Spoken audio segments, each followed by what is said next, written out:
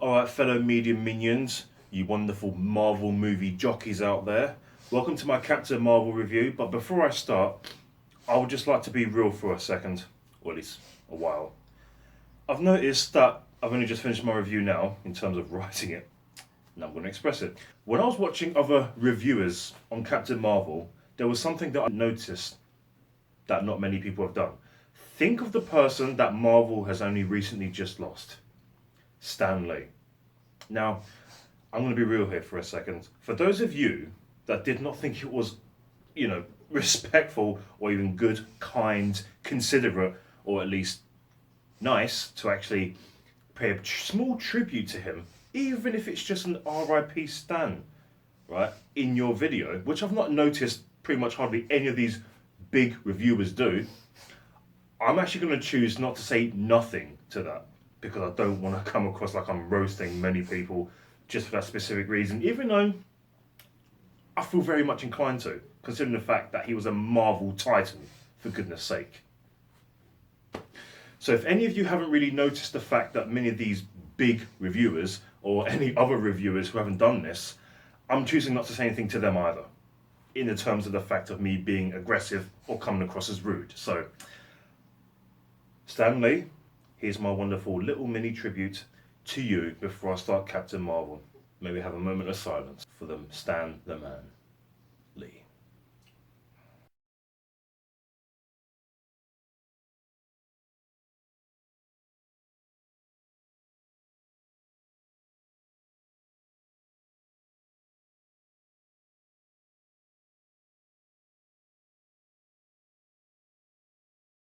Okay, here it is at long last for those who want to have another female and hot pants to actually have sexual fantasies about. Also, not to mention that Brie Larson is on everybody's SJW hit list. Yeah, that's always something for somebody. I'm looking at you, Agent 47. One thing I should point out that you should know about this movie before you go in is that it contains scrolls. So if you go into the movie arena, start throwing knives at the bloody movie theatre screen and watching those daggers fall, it'll probably make you uproar and echo like a battle-spired Redguard from your small local town of Morrowind, not knowing whether it'll blow your mind into an oblivion or not. Then let the experience begin. Let's dive in then to what many would like to call Captain SJW. I mean Captain Feminist, smoking deep gunge feminism. Sorry, I mean Captain Marvel.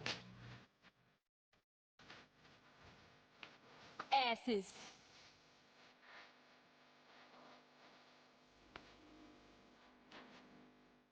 If there was anything marvellous about this movie, it was not the way the trailers depicted it, which by the way threw me off guard, universally speaking here. I was shocked how within the first few seconds before the movie began, Marvel Studios gained a huge amount of heartfelt praise with the opening intro sequence. Much respect from me, and I tip my hat to Marvel for what they did. During the candy-eating, eye-focusing experience of having our hero Carol Danvers enter to the screen, I immediately saw a character that reminded me of an extremely terrible movie.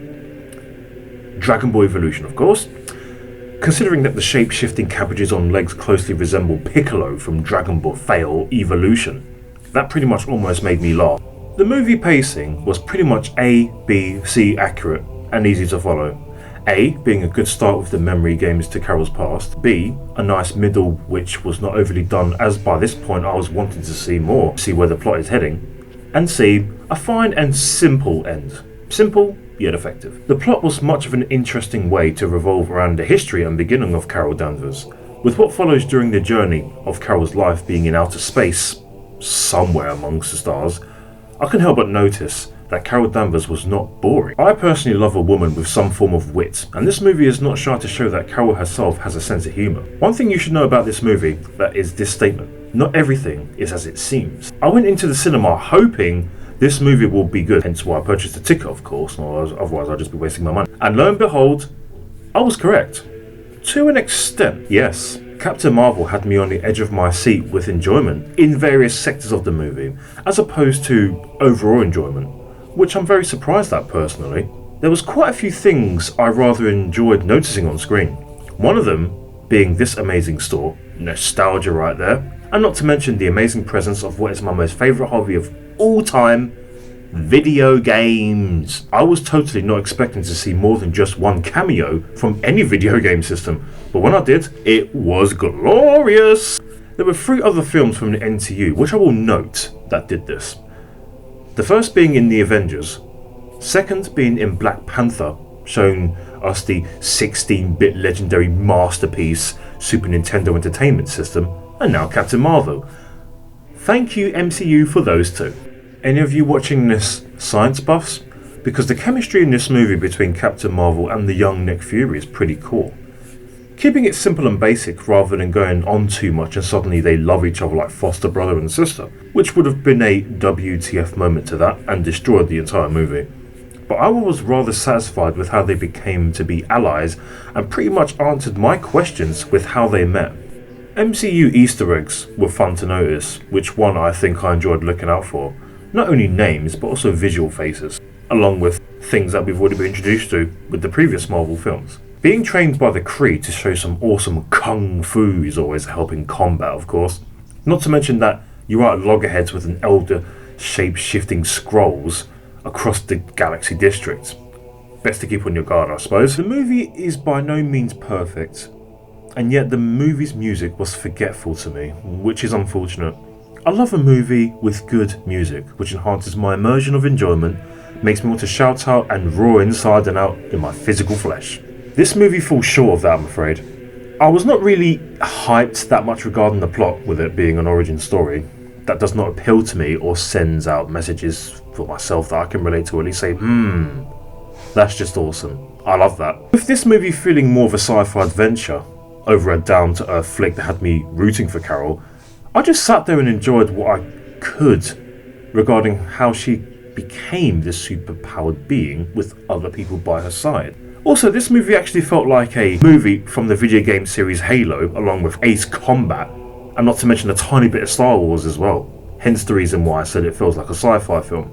Don't get me wrong, oh no, by any stretch of the imagination, I did enjoy the film, but it was not one that had me feeling any positivity too much, and was just below par with giving me negative vibes, which is good because I hate boring films. I felt it was a tiny bit bland at times, but not boring. What I have seen and witnessed in Captain Marvel is not really anything new to me plot-wise.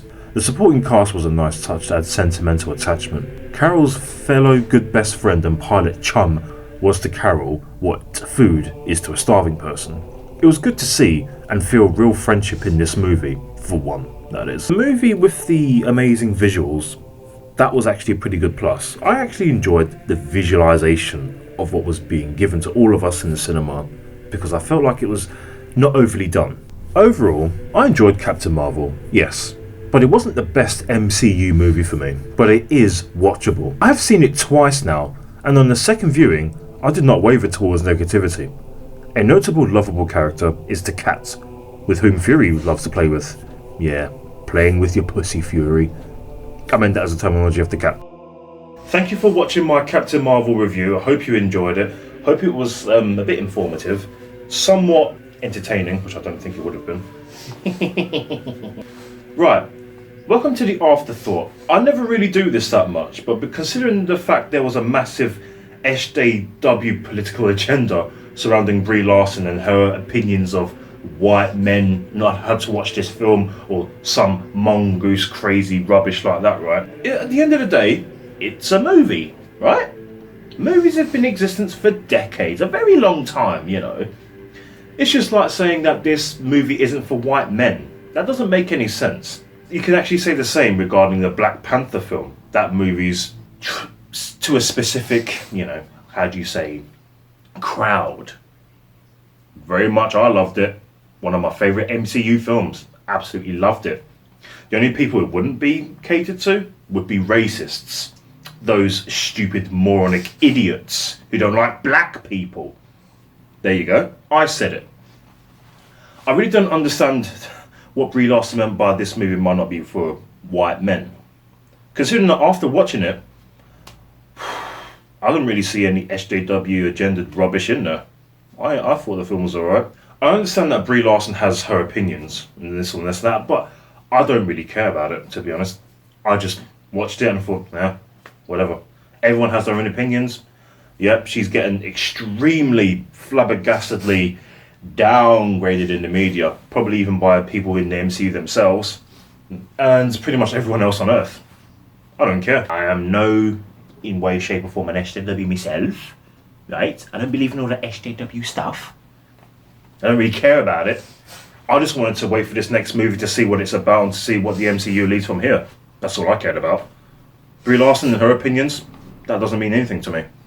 I don't know her. I don't really relate to all this SJW political rubbish or nonsense. So I'm not going to behave like an extremely world breaker Hulk type person for no reason. I ain't got nothing to say to it. All I will say to that is that everything that surrounding Brie Larson right now didn't really make me feel any different about the film. I saw it twice. And I saw the first Avengers film once. And for some reason I actually saw this twice, just to make sure that I feel that this movie wasn't exactly all that bad, which it wasn't. It was actually alright. So, thank you very much for watching. Hope you have a lovely day. Hope you have a wonderful evening, wherever you may be on Earth, right? If you could be so kindly, every single one of you, to make some breakfast. You know, some sausage, beans and chips, and some broccoli would do nicely. Maybe some potato chips also, some French fries. I love those. Barbecue sauce, sausage, bacon, yeah, double egg, beans and tomatoes, to be just to make sure. Mushrooms, black pudding, and chips. 3 cups of teas, 10 slices of bread, 15 pieces of toasted sliced bread, and yeah. Oh, and as a drink, I'll have a large drambu of lime with topped up soda, lots of ice, a slice of lemon, a little cherry on the top. Okay? Thank you very much.